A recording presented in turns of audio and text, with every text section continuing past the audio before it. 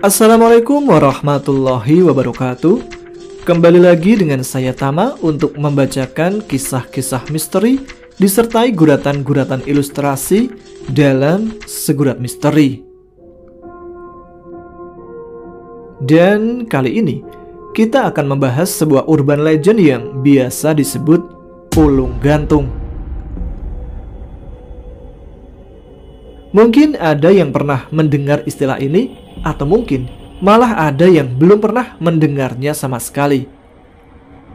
Pulung gantung adalah istilah yang sering digunakan untuk perwujudan bola api melayang, dan wujud yang nampak tersebut sering dikaitkan dengan akan adanya orang yang meninggal dunia dengan cara gantung diri, tepat di rumah tempat di mana bola api itu melayang.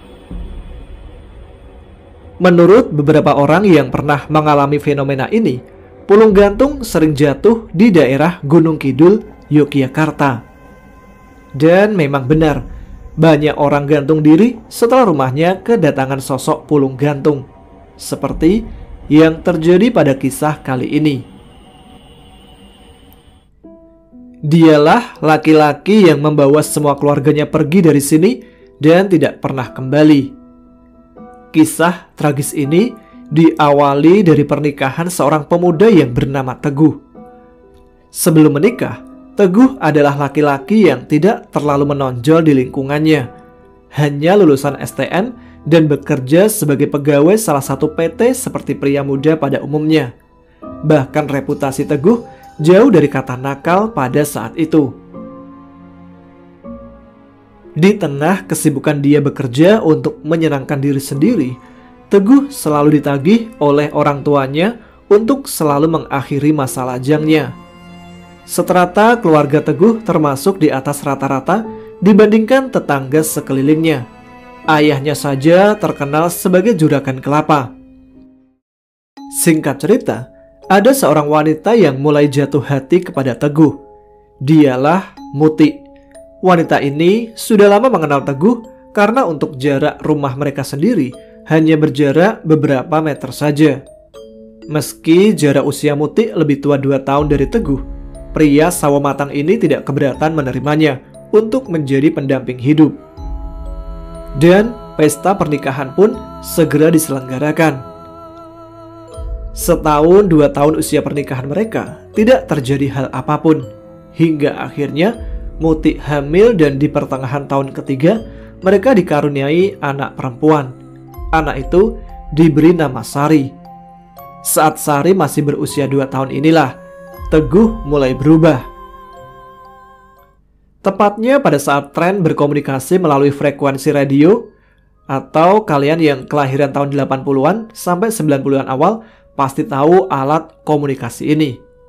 Teguh mulai memunculkan sifat buruknya, terutama menghubungi wanita lain dengan intensitas yang terlalu sering hingga keluar malam hari dan pulang ke rumah menjelang azan subuh. Muti sebenarnya sudah menaruh curiga dan tidak tahan dengan kelakuan Teguh yang lama-kelamaan semakin menjadi. Namun keinginan Muti untuk menegur suaminya terpaksa dipendam dalam-dalam, mengingat Teguh ini juga sangat temperamental. Namun Muti tidak tinggal diam. Hingga suatu malam, Muti memutuskan untuk pulang ke rumah orang tuanya. Muti sengaja berbohong kepada Teguh dengan dalih merindukan orang tua di rumah. Teguh pun mengizinkan. "Duk, kamu gak kenapa-napa kan?" tanya ibu Muti yang tidak terduga dengan wajah yang penuh kekhawatiran. "Ya ndak apa-apa toh Bu, ada apa emangnya?" jawab Muti setengah kaget. "Ya syukurlah, sebenarnya sudah 3 hari ini ibu betul-betul takut dan khawatir sama kamu dan keluargamu." Muti masih belum memberi jawaban dan tenggelam dalam beribu kebingungan. Jumat dini hari kemarin, ibu keluar rumah buat ambil wudhu di padasan samping rumah. Mau sholat tahajud, gak sengaja ibu lihat ke arah rumah kalian. Seketika ibu istighfar, soalnya di atas komplek rumah kalian ada beberapa bola api yang berjatuhan. Ibu takut terjadi apa-apa sama keluargamu. Muti diam sejenak. Dan karena firasat buruk ibunya tersebut, akhirnya Muti menceritakan satu persatu masalah yang sedang dialaminya, termasuk tentang perilaku suaminya yang mulai menyimpang. Belum selesai bercerita, Teguh menjemput Muti untuk pulang. Mereka mencium tangan ibu Muti dan berlalu pergi. 5 tahun berlalu, dan Teguh masih memiliki keburukannya, bahkan semakin menjadi. Suatu malam, Muti benar-benar dibuat kecewa oleh Teguh yang sebelumnya terdengar jelas sedang mengatur janji bertemu dengan seorang wanita di tengah malam nanti. Muti tidak tinggal diam. Tepat jam 1 malam, Muti menyusul Teguh di lokasi tempat bertemu yang dijanjikan tadi. Di sana Muti menemukan sebuah bangunan yang biasanya kosong dan ada motor Teguh, juga satu motor matic lain terparkir di sana. Tanpa pikir panjang, Muti langsung masuk ke rumah itu dan menemukan suaminya tengah berbuat yang tidak semestinya dengan wanita lain. Di jam yang sama, Sari terbangun setengah berteriak karena mimpi buruk. Dia pun menyadari ayah dan ibunya tidak sedang berada di rumah. Segera Sari berlari menuju teras untuk memastikan motor ayahnya tidak ada di tempat. Dan benar saja, pikir Sari saat itu, mungkin orang tuanya sedang ke apotik mencari obat, karena Muti memang sering merasakan pusing pada tengah malam. Baru ketika Sari akan masuk rumah, kembali pandangan Sari tertuju pada satu buah bola api besar yang berada di atas genting teras rumahnya. Sari buru-buru masuk dan memaksakan diri untuk tidur di tengah ketakutan. Pagi harinya, Sari terbangun oleh suara keributan. Teguh dan Muti bertengkar hebat pagi itu. Sari melihat sendiri beberapa pukulan keras mendarat di pipi ibunya. Dengan air mata bercucuran, Sari segera bersiap-siap mandi dan berangkat ke sekolah tanpa berpamitan kepada orang tuanya. Siang harinya, ketika Sari pulang sekolah, dengan mata yang masih sembab, dia masuk ke dalam rumah, kemudian menuju ke kamar ibunya. Belum kering air matanya, belum hilang sakit hati yang dirasa, siang ini Sari harus kembali merasakan kesedihan yang sangat luar biasa. Sari melihat ibunya tergantung dengan stagen melilit lehernya yang terhubung ke kusen atas pintu kamar. Lidah Muti menjulur dengan liur yang keluar, serta mata yang melotot. Sari berteriak keras sambil berlari memeluk kaki ibunya yang sudah dingin. Tidak lama, warga sekitar datang untuk melihat apa yang terjadi. Tidak lama mereka memberikan kabar buruk tersebut kepada Ibu Muti yang tentu saja sangat syok mendengar putrinya meninggal dengan cara seperti itu. Warga sekitar serta pihak kepolisian memastikan Muti bunuh diri dari surat yang ditinggalkan untuk Sari dan penjelasan Sari tentang pertengkaran ayah dan ibunya. Sore harinya, ketika Teguh pulang dari bekerja dan menemukan rumahnya ramai oleh warga dan sudah berdiri tenda khas Lelayu, tidak ketinggalan bendera kuning, masih dengan tubuh gemetar, Teguh memeluk Sari. "Pergi kamu, pembunuh!" Terdengar suara Sari yang pelan dan parau sembari menolak pelukan dari ayahnya. Dia masih menangis hingga ibunya dimakamkan. Selepas kepergian ibunya, hubungan Sari dan Teguh tidak seharmonis ayah dan anak pada umumnya. Sari beranjak remaja dan dewasa dengan rasa sakit hati yang masih terpupuk di dalam dirinya. Hingga Sari mengenyam pendidikan kuliah di luar kota pun, Teguh masih dengan semua perilaku buruknya, bermain wanita dan tidak lagi memperdulikan keluarga. Suatu hari, Sari berencana pulang ke rumah ayahnya untuk meminta biaya kuliah yang sudah menunggak beberapa semester. Sari sampai di rumah pada malam hari, waktu di mana sudah dipastikan Teguh tidak berada di rumah. Sari terdiam sejenak di teras rumah dan memandangi tanaman-tanaman peninggalan ibunya yang terlihat tidak terawat oleh Teguh. Rumahnya pun banyak debu, tidak sebersih ketika Muti masih hidup, karena Muti lah yang sering kali merawat tanaman-tanaman dan membersihkan rumah. Di seberang jalan ada Pak Syarif dan Pak Marsidi yang sedang melakukan ronda malam. Sepintas, Pak Syarif melirik ke teras rumah keluarga Sari. Itu siapa, Pak? Kok ada perempuan malam-malam gini di depan rumah Pak Teguh? Oh, itu Sari, Pak. Anak Pak Teguh satu-satunya. Kok saya baru lihat sekarang ya? Apa dia memang jarang di rumah? Sari kabarnya kuliah, Pak. Pak Syarif kan kerjanya di luar kota terus, jarang pulang juga. Makanya jarang ketemu. Di tengah obrolan kedua bapak-bapak tersebut, tiba-tiba Pak Marsidi melotot seperti melihat sesuatu. Pak Sidi, ada apa, Pak? Itu, Pak. Pak Syarif lihat sesuatu enggak di atas rumah Pak Teguh? Astagfirullah. Ayo, segera pergi dari sini, Pak. Tapi Sari, Pak. Sudah, ayo pergi. Hari beranjak terang. Matahari meninggi. Sari terbangun di kursi ruang tamunya. Di sisinya sudah duduk ayahnya. Teguh memandang wajah Sari yang agak pucat pagi itu, seperti sedang tidak sehat. Tanpa basa-basi, Sari mengutarakan maksudnya pulang ke rumah ayahnya. Sari ingin meminta uang semesteran untuk kuliahnya. Sepeninggal Muti, Sari memang jarang pulang ke rumah, sehingga sudah dipastikan ketika Sari pulang, berarti ada keperluan yang sangat penting. Teguh menghisap rokok dalam-dalam dan menghembuskannya. Setelahnya menjawab permintaan Sari bahwa Teguh belum bisa memberikan uang semesteran dengan alasan belum gajian. Seketika Sari berdiri seraya berucap, "Baik, kalau memang ayah tidak mau membantu kelanjutan kuliah Sari, Sari tidak akan pulang lagi." Setelah itu Sari keluar dari rumah menuju ke rumah neneknya. Tidak lama, Teguh juga keluar dengan motornya, entah mau kemana.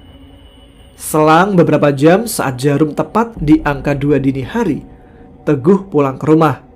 Setelah masuk dari pintu depan, dia berjalan ke dapur untuk mengambil minum di dalam kulkas. Sepintas, Teguh melihat jendela yang tepat berada di samping pintu kulkas terbuka sedikit. Ternyata, jendela tidak terkunci sepenuhnya. Teguh tidak begitu ambil pusing ataupun curiga atas hal itu. Dia pikir dia hanya kelupaan untuk mengunci ketika akan pergi tadi siang. Apalagi ada Sari yang pulang ke rumah hingga Teguh tidak berkonsentrasi untuk mengunci semua jendela. Setelah mengunci kembali jendelanya, Teguh berjalan ke arah kamar tengah. Namun, sebuah hal menarik perhatiannya. Dilihatnya kamar Sari yang berada di depan, pintunya terbuka sedikit. Padahal dia hafal betul, jika Sari tidak ada di rumah, kamar Sari selalu tertutup rapat. Teguh mendekat ke kamar Sari, berencana untuk menutup kamar anaknya. Tapi bukannya ditutup, Teguh malah masuk ke kamar Sari. Teguh menyalakan saklar lampu dan betapa kagetnya ketika mendapati anak satu-satunya sudah tergantung di tiang yang melintang di langit-langit kamarnya, menggunakan kain sarung yang disambung sedemikian rupa. Wajah Sari saat itu persis seperti saat ibunya tergantung di kusen pintu rumah. Mata melotot dengan lidah menjulur dan mulut mengeluarkan liur. Aku sudah tidak punya siapa-siapa. Ibuku mati bunuh diri. Ayahku bersenang-senang dengan wanita lain. Kuliahku diambang kehancuran. Tubuhku sudah hancur karena obat-obatan terlarang. Sekarang apalagi yang bisa diharapkan?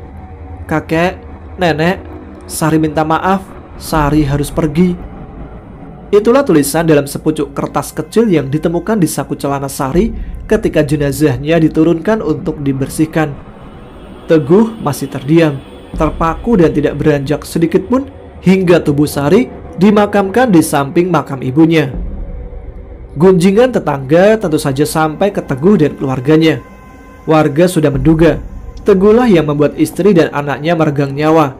Ditambah lagi dengan beberapa warga yang sering melakukan kegiatan ronda tengah malam dan bertemu dengan fenomena yang kerap disebut sebagai pulung gantung, di mana bola-bola api yang datang ke rumah warga dan makhluk itu akan mempermudah rangkaian bunuh diri dengan cara gantung diri. Ini terjadi secara beruntun.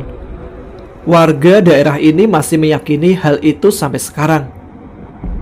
Tahlilan untuk Sari digelar selama 3 malam di rumah Ibu Muti.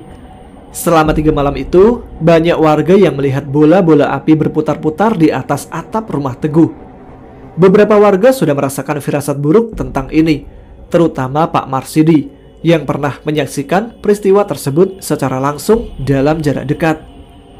Selama 3 malam itu, Teguh sama sekali tidak hadir ke rumah Ibu Muti untuk mengikuti tahlilan anaknya.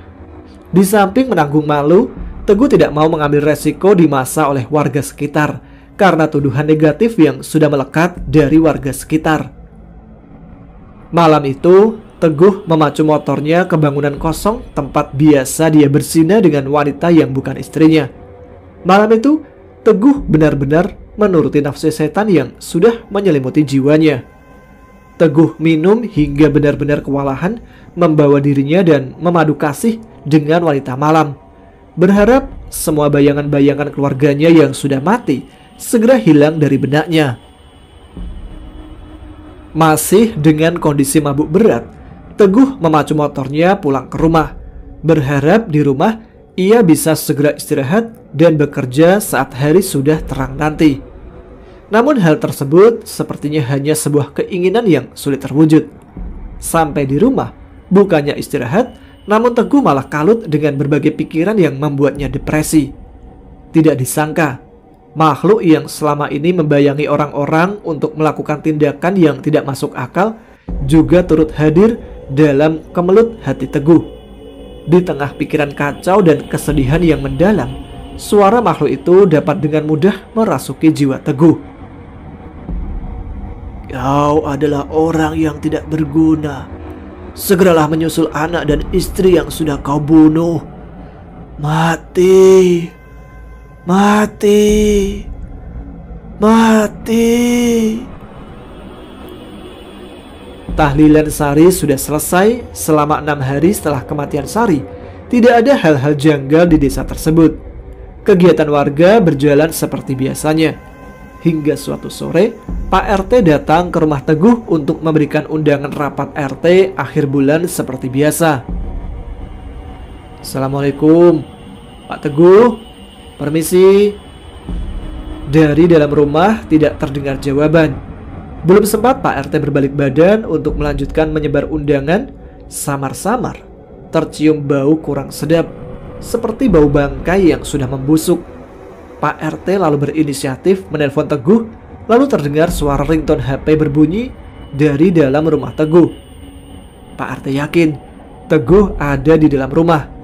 Saat itu juga Pak RT berjalan menuju jendela samping rumah Teguh yang jika dilihat dari luar akan menampilkan pemandangan langsung ke ruang tengah dan pintu masuk 2 kamar di dalam rumah itu. Dugaan Pak RT ternyata tidak salah. Bau tidak sedap tersebut berasal dari dalam rumah Teguh, dan bau itu berasal dari tubuh Teguh sendiri yang sudah tergantung di kusen pintu kamar tempat Muti bunuh diri dengan leher terlilit tali tambang. Tubuh Teguh sudah agak membengkak dan mengeluarkan cairan pembusukan. Teguh, dialah laki-laki yang membawa semua keluarganya pergi dari sini dan tidak pernah kembali. Dialah kepala keluarga yang membunuh seluruh keluarganya atas skandal pengkhianatan hingga mendatangkan makhluk yang bersenang-senang di atas rangkaian kematian. Demikianlah kisah kali ini. Semoga dapat menjadi hiburan dan menambah informasi untuk teman-teman semua. Kita jumpa lagi setiap malam minggu. Terima kasih. Wassalamualaikum warahmatullahi wabarakatuh.